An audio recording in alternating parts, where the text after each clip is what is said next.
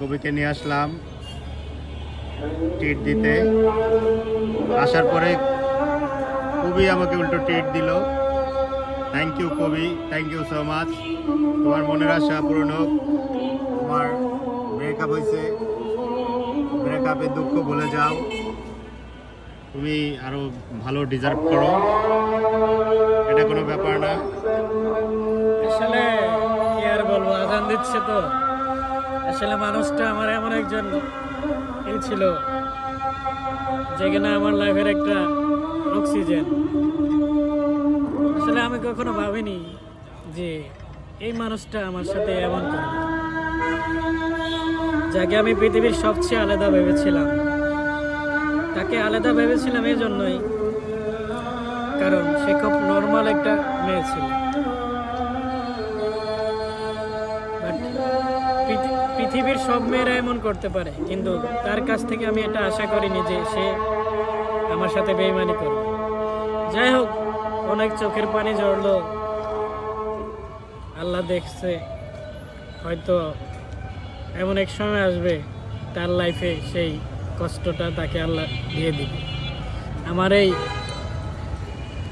অভিযোগটা আল্লাহর কাছে থাকবে এবং এই প্রতিদানটা যেন আল্লাহ, এই শাস্তিটা যেন হয়।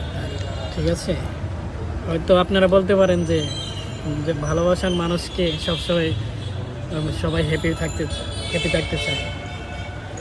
আসলে এক এক রকম ভালোবাসা।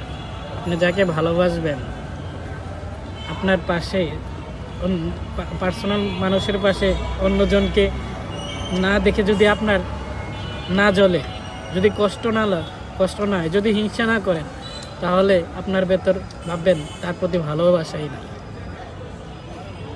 তো আপনার কষ্ট, হিংসা জিনিসটা থাকতে হবে, জ্বলতে হবে, লজিক জিনিসটা থাকতে হবে। ভাই দয় যাই বললাম আপনাদের কাছে, যেটা কখনো ভাবিনি সেটা আমার সাথে হয়ে গেছে। যে ললনা আমার বন্ধুকে কষ্ট দিয়েছে, ভালো থাকবে। আমার বন্ধু চায় সেই ললনাও একদিন যেন সেরকম কষ্ট পায়, তাই তো? মানে তোমার কষ্টটা ফিল করতে পারে, যেটা কতটা কষ্ট কতটা কষ্ট পাইছো তুমি, সেটা যেন সে অন্য কারো কাছ থেকে কষ্ট পেয়ে বুঝতে পারে। আমার এক একটা চোখের পানির ফোঁটা তার শরীর থেকে এক একটা